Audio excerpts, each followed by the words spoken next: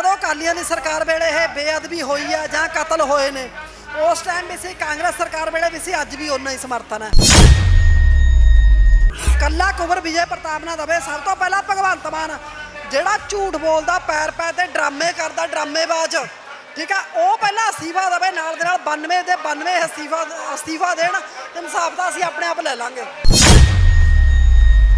ਅੰਮ੍ਰਿਤ ਛਕਣ ਨੂੰ ਕਹਿ ਰਿਹਾ, ਦਾੜੀਆਂ ਕੇਸ ਰੱਖਣ ਨੂੰ ਕਹਿ ਰਿਹਾ, ਇਹਨਾਂ ਤੋਂ ਸਾਡੇ ਸਰੂਪ ਨਹੀਂ ਜਰੇ ਜਾ ਰਹੇ, ਸਾਡੇ ਸਿੱਖੀ ਦਾ ਵਾਧਾ ਹੁੰਦਾ ਨਹੀਂ ਇਹਨਾਂ ਤੋਂ ਜਰਿਆ ਜਾਂਦਾ। ਆਰਐਸਐਸ ਦਾ ਭਗਵੰਤ ਮਾਨ ਹੈ, ਤੂੰ ਬਿਆਨ ਤੇ ਬੁੱਚੜ ਤੋਂ ਵੀ ਉੱਪਰ ਬੁਰਾ ਬਣ ਰਿਹਾ, ਤੂੰ ਉਹ ਤੋਂ ਭੈੜਾ ਬਣ ਰਿਹਾ, ਸਾਡੇ ਮੁੰਡਿਆਂ ਨੂੰ ਤੂੰ ਮਾਰ ਰਿਹਾ, ਕਿਸੇ ਨੂੰ ਕਿਸੇ ਤਰੀਕੇ ਨਾਲ, ਕਿਸੇ ਨੂੰ ਕਿਸੇ ਤਰੀਕੇ ਨਾਲ। ਸਾਹਬ ਕਹਿਣ ਨੂੰ ਇਹਨਾਂ ਨੂੰ ਇੱਜ਼ਤ ਦੇਣ ਨੂੰ ਹੁਣ ਦਿਲ ਨਹੀਂ ਕਰਦਾ, ਹੁਣ ਦਿਲ ਕਰਦਾ ਵੀ ਜੁੱਤੀ ਚੱਕ ਲਈਏ।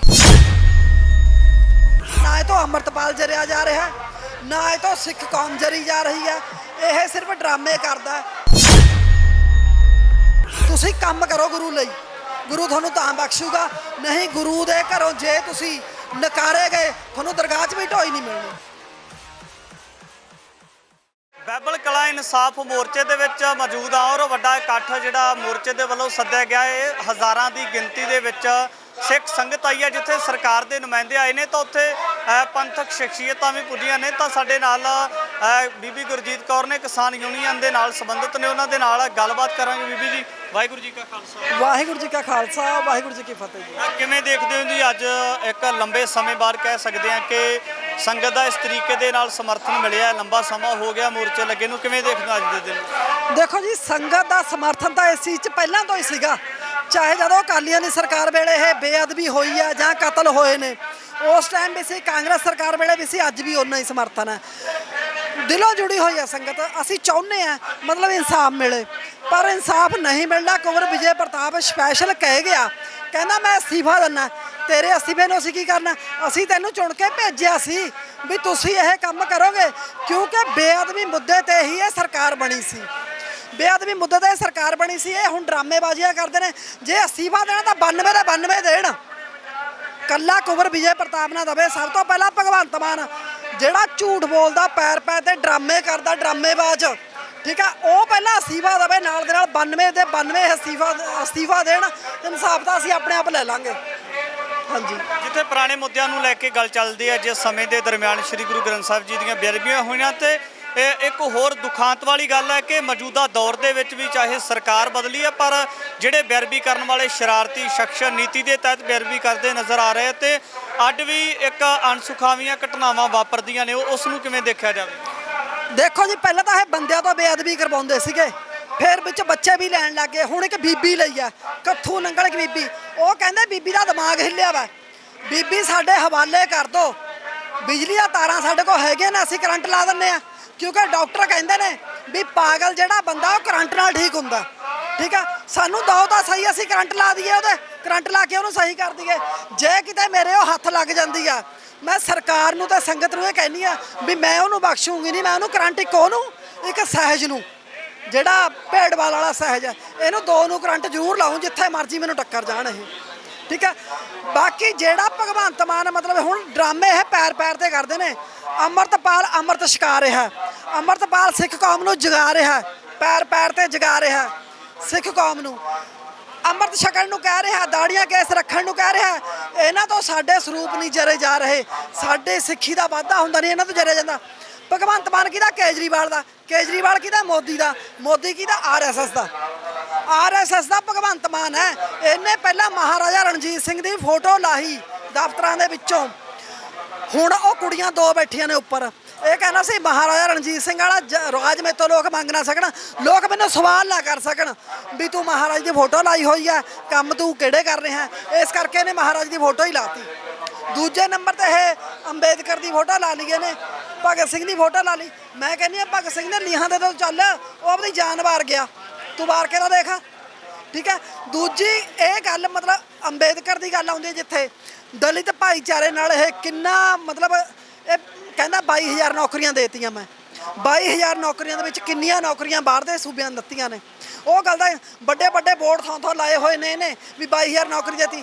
ਉਹ ਇੱਕ ਪਟਵਾਰੀ ਲੱਗੀ ਕੁੜੀ ਮੈਨੂੰ ਵਿਆਹ ਦੇ ਵਿੱਚ ਮਿਲੀ, ਉਹ ਕਹਿੰਦੀ ਆਂਟੀ ਵੀ ਜਦੋਂ ਇਹ ਪਹਿਲੀਆਂ ਪੋਸਟਾਂ ਨਿਕਲੀਆਂ ਸੀਗੀਆਂ ਅਸੀਂ ਉਹ ਟੈਸਟ ਕਲੀਅਰ ਕੀਤੇ ਹੋਏ ਸੀਗੇ, ਸਾਡੀਆਂ ਨਿਯੁਕਤੀਆਂ ਉਦੋਂ ਹੀ ਹੋ ਚੁੱਕੀਆਂ ਸੀ। ਸਿਰਫ ਇਹਨੇ ਸਾਨੂੰ ਨਿਯੁਕਤੀ ਪੱਤਰ ਦਿੱਤੇ ਨੇ, ਸਾਨੂੰ ਇਹਨੇ ਕੋਈ ਨੌਕਰੀ ਨਹੀਂ ਦਿੱਤੀ। ਸੋ ਇਸ ਕਰਕੇ ਡਰਾਮੇ ਬੰਦ ਕਰੇ, ਗੱਲਾਂ ਪਹਿਲਾਂ ਹੁੰਦੀਆਂ ਸੀ ਜੋ ਲੀਡਰ ਕਹਿ ਦਿੰਦੇ ਸੀ ਸੰਗਤ ਮੰਨ ਲੈਂਦੀ ਸੀ। ਇੱਕ ਇਹਨੇ ਕਿਹਾ ਵੀ ਮੈਂ ਗੈਂਗਸਟਰ ਖਤਮ ਕਰਤੇ, ਗੈਂਗਸਟਰ ਕਿੱਥੇ ਨੇ ਸਾਡੇ? ਤੂੰ ਕਹਿ ਵੀ ਮੈਂ ਚਿੱਟੇ ਦੀ ਫੋਰਸ ਲਾਈ ਹੋਈ ਆ, ਚਿੱਟਾ ਟਾਸਕ ਫੋਰਸ ਲਾ, ਤੂੰ ਨਸ਼ਿਆਂ ਦੀ ਟਾਸਕ ਫੋਰਸ ਲਾ, ਸਾਡੇ ਮੁੰਡਿਆਂ ਨੂੰ ਗੈਂਗਸਟਰ ਕਹਿ ਕੇ ਨਾ ਮਾਰ, ਠੀਕ ਹੈ? ਤੂੰ ਬਿਆਨ ਤੇ ਬੁੱਚੜ ਤੋਂ ਵੀ ਉੱਪਰ ਬੁਰਾ ਬਣ ਰਿਹਾ, ਤੂੰ ਉਹ ਤੋਂ ਭੈੜਾ ਬਣ ਰਿਹਾ, ਸਾਡੇ ਮੁੰਡਿਆਂ ਨੂੰ ਤੂੰ ਮਾਰ ਰਿਹਾ, ਕਿਸੇ ਨੂੰ ਕਿਸੇ ਤਰੀਕੇ ਨਾਲ, ਕਿਸੇ ਨੂੰ ਕਿਸੇ ਤਰੀਕੇ ਨਾਲ। ਦੀਪ ਸਿੱਧੂ, ਮੂਸੇ ਵਾਲਾ, ਬਾਕੀ ਉਹ ਅੰਬੀਆਂ ਵਾਲਾ, ਨੰਗਲ ਅੰਬੀਆਂ ਵਾਲਾ ਮੁੰਡਾ, ਇਹ ਸਾਰੇ ਮਾਰੇ ਨੇ। ਹੋਰ ਕਿੰਨੇ ਕਤਲ ਹੋ ਰਹੇ ਨੇ, ਤੂੰ ਉਹਨਾਂ ਨੂੰ ਤਾਂ ਫੜਦਾ ਨਹੀਂ, ਉਹਦੇ ਕਾਤਲਾਂ ਨੂੰ ਨਹੀਂ ਫੜਦਾ। ਹੋਰ ਮੁੰਡੇ ਕਿਸੇ ਨੂੰ ਕਹਿੰਦੇ ਨਾ ਮੰਨੇ ਦੋਸਤ ਫੜ ਲੈ, ਕਿਸੇ ਨੂੰ ਕਿਸੇ ਦੋਸਤ, ਕਿਸੇ ਕਿਉਂ ਤੂੰ ਸਾਡੀ ਜਵਾਨੀ ਨੂੰ ਖਤਮ ਕਰ ਰਿਹਾ? ਇਹ ਤਾਂ ਜਰਿਆ ਨਹੀਂ ਜਾ ਰਿਹਾ, ਨਾ ਇਹ ਤੋਂ ਅੰਮ੍ਰਿਤਪਾਲ ਜਰਿਆ ਜਾ ਰਿਹਾ, ਨਾ ਇਹ ਤੋਂ ਸਿੱਖ ਕੌਮ ਜਰੀ ਜਾ ਰਹੀ ਹੈ। ਇਹ ਸਿਰਫ ਡਰਾਮੇ ਕਰਦਾ। ਮੈਂ ਕਹਿੰਦੀ ਹਾਂ ਵੀ ਇਹ 92 ਦੇ 92 ਅਸਤੀਫੇ ਦੇਣ। ਜਿਹੜੇ ਮਸਲੇ ਦੇ ਵਿੱਚ ਅੱਜ ਆਏ ਆਪਾਂ, ਜੇ ਆਪਾਂ ਇਸ ਮਸਲੇ ਨੂੰ ਲੈ ਕੇ ਗੱਲ ਕਰੀਏ, ਕੀ ਲੱਗਦਾ ਕਿ ਜਿਸ ਤਰੀਕੇ ਦੇ ਨਾਲ ਆਮ ਆਦਮੀ ਪਾਰਟੀ ਦੇ ਮੁੱਖ ਕਹਿ ਸਕਦੇ ਹਾਂ ਮੁੱਖ ਨੁਮਾਇੰਦਿਆਂ ਦੇ ਵਿੱਚੋਂ ਸਪੀਕਰ ਕੁਲਤਾਰ ਸਿੰਘ ਸੰਧਵਾਂ ਦੀ ਗੱਲ ਕੀਤੀ ਜਾਵੇ, ਆਈਜੀ ਕੁੰਵਰ ਵਿਜੇ ਪ੍ਰਤਾਪ ਸਿੰਘ ਦੀ ਗੱਲ ਕੀਤੀ ਜਾਵੇ, ਤਾਂ ਜਿਹੜੀਆਂ ਉਹਨਾਂ ਦੀਆਂ ਸਪੀਚਾਂ ਨੇ ਜਾਂ ਅੱਜ ਸੰਗਤ ਦੇ ਨਾਲ ਕੁਝ ਵਾਅਦੇ ਕੀਤੇ ਗਏ ਨੇ, ਕੁਝ ਸਮਾਂ ਹੋਰ ਮੰਗਿਆ ਗਿਆ, ਲੱਗਦਾ ਹੈ ਕਿ ਉਹ ਸਮੇਂ ਦੇ ਦਰਮਿਆਨ ਜਿਹੜੇ ਦੋਸ਼ੀ ਨੇ ਉਹ ਕਟਹਿਰੇ ਦੇ ਵਿੱਚ ਖੜੇ ਕੀਤੇ ਜਾ ਸਕਦੇ ਆ? ਬਿਲਕੁਲ ਨਹੀਂ ਖੜੇ ਕੀਤੇ ਜਾ ਰਹੇ। ਕੁੰਵਰ ਵਿਜੇ ਪ੍ਰਤਾਪ ਨੇ ਕਹਿ ਗਿਆ ਇੱਥੇ, ਕਹਿੰਦਾ ਤੁਹਾਨੂੰ ਇਨਸਾਫ ਨਹੀਂ ਮਿਲਦਾ, ਮੇਥੋਂ ਅਸਤੀਫਾ ਲੈ ਲਓ। ਕੁੰਵਰ ਵਿਜੇ ਪ੍ਰਤਾਪ ਇਹ ਕਹਿ ਗਿਆ। ਦੂਜਾ ਰਿਹਾ ਸੰਧਵਾਂ ਸਪੀਕਰ, ਉਹ ਕਹਿੰਦਾ ਤੁਸੀਂ ਸਰਕਾਰ ਨੂੰ ਸਵਾਲ ਕਰ ਸਕਦੇ ਹੋ। ਮੈਂ ਉਸੇ ਟਾਈਮ ਉਹਨੂੰ ਸਵਾਲ ਕਰਤਾ, ਉਸੇ ਟਾਈਮ ਮੈਂ ਸਵਾਲ ਕਰਤਾ। ਜਿਹੜੇ ਇੱਥੇ ਆਮ ਆਦਮੀ ਪਾਰਟੀ ਦੇ ਦੱਲੇ ਬੈਠੇ ਸੀਗੇ ਉਹਨਾਂ ਨੇ ਮੈਨੂੰ ਚੁੱਪ ਕਰਾਤਾ। ਮੈਂ ਉਸੇ ਟਾਈਮ ਇਹਨੂੰ ਕਿਹਾ ਵੀ ਤੂੰ ਕਦੇ 1 ਮਹੀਨੇ ਦਾ ਟਾਈਮ ਲੈ ਜਾਂਦਾ, ਕਦੇ 1.5 ਮਹੀਨੇ ਦਾ ਟਾਈਮ ਲੈ ਜਾਂਦਾ, ਕੰਮ ਤੂੰ ਕਰ ਨਹੀਂ ਰਿਹਾ ਹੈਗਾ। ਇਹ ਡਰਾਮੇਬਾਜ਼ੀਆਂ ਕਰਦੇ ਨੇ, ਇਹਨਾਂ ਨੇ ਕੁਝ ਨਹੀਂ ਕਰਨਾ, ਇਹਨਾਂ ਨੂੰ ਕੁਰਸੀ ਚਾਹੀਦੀ ਸੀ, ਇਹਨਾਂ ਨੇ ਕੁਰਸੀ ਲੈ ਲਈ ਆ। ਜਿਹੜੇ ਆਪ ਆਗੂਆਂ ਦੇ, ਜੇ ਆਪਾਂ ਸੰਧਵਾਂ ਦੀ ਗੱਲ ਕਰੀਏ, ਉਹਨਾਂ ਦੇ ਬਿਆਨ ਵੱਖਰੇ ਆ, ਆਈਜੀ ਕੁੰਵਰ ਵਿਜੇ ਪ੍ਰਤਾਪ ਦਾ ਬਿਆਨ ਵੱਖਰਾ। ਮੀਡੀਆ ਦੇ ਨਾਲ ਗੱਲਬਾਤ ਕਰਨ ਤੋਂ ਵੀ ਉਹਨਾਂ ਨੇ ਗੁਰੇਜ਼ ਕੀਤਾ, ਕਿਸੇ ਤਰ੍ਹਾਂ ਦੀ ਕੋਈ ਸਟੇਟਮੈਂਟ ਨਹੀਂ ਦੇ ਕੇ ਗਏ। ਤਾਂ ਕੀ ਲੱਗਦਾ ਫਿਰ ਆਮ ਆਦਮੀ ਪਾਰਟੀ ਵੀ ਆਪਸ ਵਿੱਚ ਖਿੰਡੀ ਨਜ਼ਰ ਆਉਂਦੀ ਹੈ? ਗੱਲ ਤਾਂ ਜੀ ਸੱਚਾ ਬੰਦਾ ਕਰਦਾ ਹੁੰਦਾ, ਜਿਹੜਾ ਪੈਰ ਪੈਰ ਤੇ ਝੂਠਾ, ਜਿਹੜਾ ਕੁਝ ਕਰ ਨਹੀਂ ਸਕਦਾ, ਉਹਨੇ ਗੱਲ ਤੁਹਾਡੇ ਨਾਲ ਕੀ ਕਰਨੀ ਆ? ਜਿਹੜਾ ਬੰਦਾ ਸੱਚਾ ਹੋਊਗਾ ਉਹ ਤੁਹਾਡੇ ਨਾਲ ਖੜ ਕੇ ਗੱਲ ਕਰੂਗਾ। ਜਿਨ੍ਹਾਂ ਨੂੰ ਪਤਾ ਸਾਡੇ ਦਿਲ ਦੇ ਵਿੱਚ ਚੋਰ ਆ, ਇਹਨਾਂ ਨੂੰ ਆਪ ਪਤਾ ਹੈ ਵੀ ਹਾਂ ਅਸੀਂ ਕੁਝ ਕਰਨਾ ਨਹੀਂ। ਵਿਚਾਰਾ ਕੁਜਰ ਜਿਹੜਾ ਹੈ ਕੁੰਵਰ ਵਿਜੇ ਪ੍ਰਤਾਪ ਹੈ, ਇਹ ਇਹਨਾਂ ਨੇ ਫਸਾ ਕੇ ਧਰਤਾ। ਹਰੇਕ ਜਿਹੜੀ ਉਹਦੀ ਸਿੱਟ ਸੀਗੀ ਉਹਨੂੰ ਸੇਮ ਟੂ ਸੇਮ ਲਾਗੂ ਕਰਨ। ਅਸੀਂ ਤਾਂ ਇਹਨਾਂ ਨੂੰ ਮੰਨਾਂਗੇ ਵੀ ਇਹ ਹਮਾਇਤੀ ਨੇ।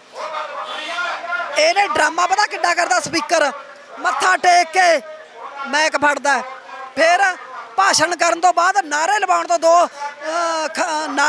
ਬਾਅਦ ਫਿਰ ਮੱਥਾ ਟੇਕ ਕੇ। ਕੀ ਫਾਇਦਾ ਡਰਾਮੇਬਾਜ਼ੀਆਂ ਦਾ? ਕਿਉਂ ਤੁਸੀਂ ਡਰਾਮੇਬਾਜ਼ੀਆਂ ਕਰਦੇ ਹੋ?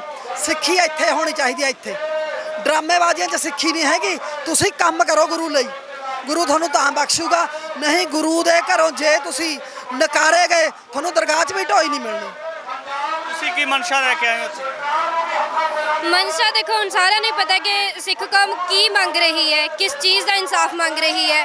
ਹਰ ਵਾਰ ਅਸੀਂ ਇੱਥੇ ਆਉਂਦੇ ਤੇ ਪਰ ਖਾਲੀ ਹੋ ਮੁੜਦੇ ਆ। ਅੱਜ ਫੇਰ ਸਪੀਕਰ ਸਾਹਿਬ ਆਏ ਸੀ। ਇੱਕ ਤਾਂ ਸਾਹਿਬ ਕਹਿਣ ਨੂੰ ਇਹਨਾਂ ਨੂੰ ਇੱਜ਼ਤ ਦੇਣ ਨੂੰ ਹੁਣ ਦਿਲ ਨਹੀਂ ਕਰਦਾ, ਹੁਣ ਦਿਲ ਕਰਦਾ ਵੀ ਜੁੱਤੀ ਚੱਕ ਲਈਏ।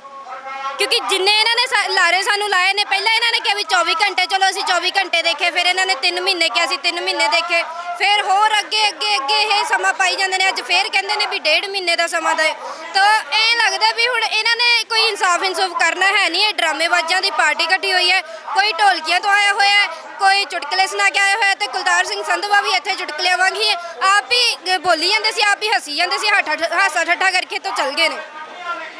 ਤਾਂ ਕਿਤੇ ਨਾ ਕਿਤੇ ਕਿਹਾ ਜਾ ਸਕਦਾ ਕਿ ਜਿਸ ਤਰੀਕੇ ਦੇ ਨਾਲ ਸਰਕਾਰ ਦੇ ਨੁਮਾਇੰਦਿਆਂ ਦੇ ਵੱਲੋਂ ਦਾਅਵੇ ਕੀਤੇ ਜਾ ਸਕਦੇ ਨੇ, ਕੀਤੇ ਜਾ ਰਹੇ ਨੇ, ਤਾਂ ਕੀ ਉਹ ਜਿਹੜੇ ਦਾਅਵਿਆਂ ਦੇ ਉੱਪਰ ਕਿਸ ਤਰੀਕੇ ਦੇ ਨਾਲ ਵਿਸ਼ਵਾਸ ਕੀਤਾ ਜਾ ਸਕਦਾ, ਲੋਕ ਕਿਸ ਤਰੀਕੇ ਦੇ ਨਾਲ ਯਕੀਨ ਕਰਨ।